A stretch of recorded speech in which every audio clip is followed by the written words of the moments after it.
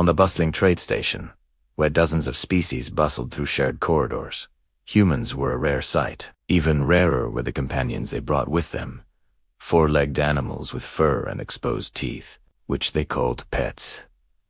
Other species found this practice laughable. Why would any advanced being travel with such a creature? They saw them as weak, decorative, and utterly useless, a symbol of human sentimentality, nothing more. Station security only tolerated these animals because of the human significant trade value. As long as the pets remained leashed, controlled, and caused no trouble, they were permitted. And for a long time, they caused no trouble. They slept near their owners, followed simple commands, and never once instigated an incident. The ridicule, however, never stopped. One day, near a crowded loading bay, a typical merchant dispute took a turn. A hulking, non-human broker loudly accused a human trader of cargo fraud. Voices escalated.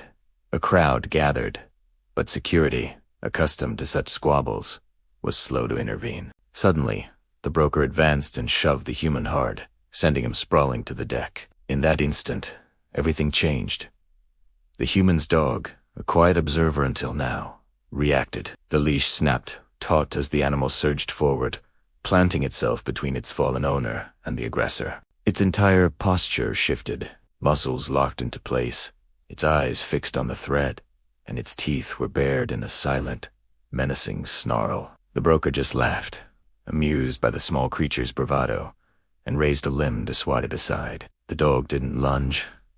It didn't bark. It held its ground, a living shield. The human, climbing back to his feet, spoke a single, calm command. The dog remained perfectly still, a coiled spring of potential energy. The broker, emboldened, struck again, but by this time he aimed for the animal. That was his final mistake. The human's command changed. Just one word, and the dog moved. It was a blur of controlled violence. It didn't go for the throat or vital organs. It targeted joints and pressure points, moving with a chilling precision that spoke of deep training and instinct. In less than 3 seconds, the broker was on the ground, completely disabled but alive. Security finally arrived to a strange scene.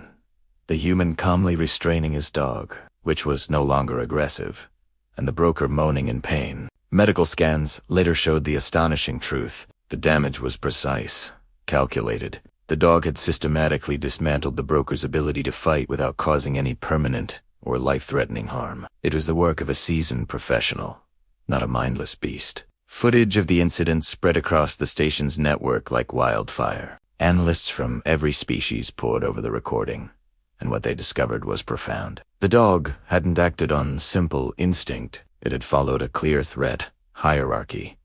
Protect its owner first, itself succumbed, and only then neutralize the opponent. This wasn't a master-slave relationship. It was a partnership built on mutual defense and absolute trust.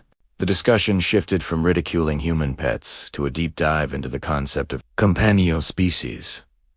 These creatures, it turned out, had evolved alongside humans for millennia, sharing the same survival pressures. They learned restraint, escalation, and controlled response through shared risk. They didn't need instructions to protect their pack in moments of danger. Other species began to reassess their entire understanding. These pets weren't accessories. They were an integrated part of the human social structure. Threatening the animal was the same as threatening the human, and it activated a single, unified defensive unit. Quietly, without any public announcement, station policy was updated. Any threat made against a human-esque companion was now officially classified as a direct threat against the human. The mockery stopped.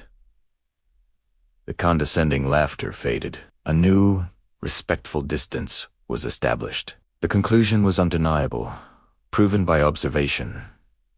The danger was never the animal itself. The danger was the unwavering loyalty it held, and the devastating response it could unleash. Human pets weren't weak. They were simply restrained, waiting for the moment when restraint was no longer an option. Thanks for watching, and if you enjoyed this story, be sure to subscribe for more.